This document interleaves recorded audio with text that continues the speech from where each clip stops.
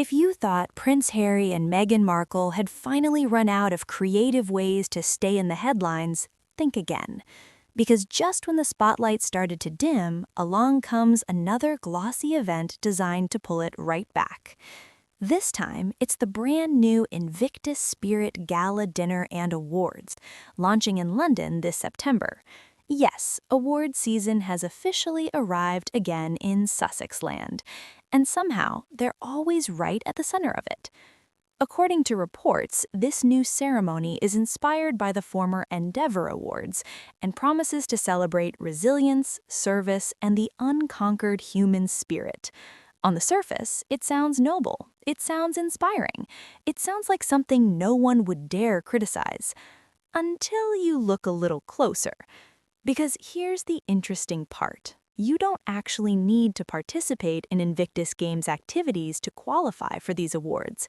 You just need to be connected to someone who did or claim you made a positive impact. In other words, you don't need a medal. You don't need to compete.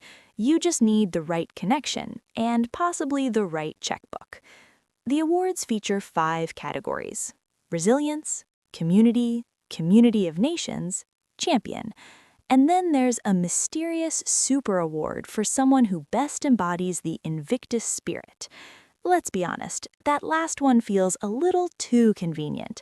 Because yes, Prince Harry himself will help decide the winners. That's right, the founder will be sitting on the judging panel. Totally normal, nothing suspicious here. Move along.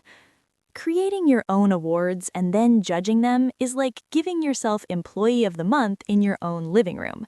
But when you're short on trophies and long on ego, apparently you improvise.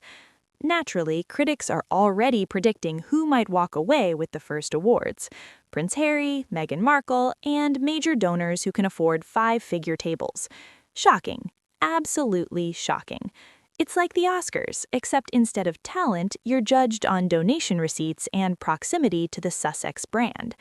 Pay to play doesn't even sound controversial anymore. It sounds expected. And then there's London. Remember when the UK was described as unsafe, unwelcoming, and emotionally exhausting? Suddenly, it's the perfect location again. Funny how home becomes appealing when there's money to raise and cameras to chase.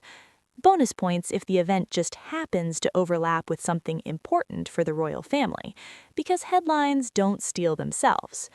Meanwhile, critics are pointing out an uncomfortable contradiction. Veterans continue to struggle with travel costs, housing issues, and insurance expenses. Yet somehow, there's always money for black tie galas, luxury sponsors, and designer wardrobe changes. Priorities, right? Anyone who has worked in nonprofits has seen this before. When donations slow down, you throw a glamorous fundraiser. You add celebrity hosts, expensive tables, branded backdrops, and suddenly generosity becomes a VIP experience. Rumors of $100,000 tables and pay-to-play awards don't feel far-fetched in this context. Supporters say it's about awareness.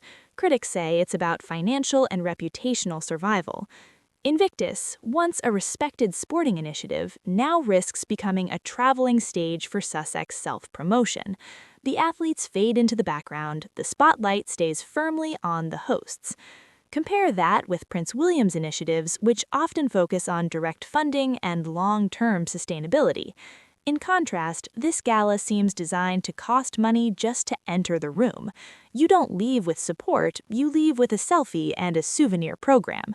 In the end, the Invictus Spirit Gala feels less like a celebration of resilience and more like a masterclass in reputation management. It keeps Harry relevant, it keeps Meghan photographed, it keeps donors entertained. Everyone wins, except perhaps the very veterans the movement was meant to serve.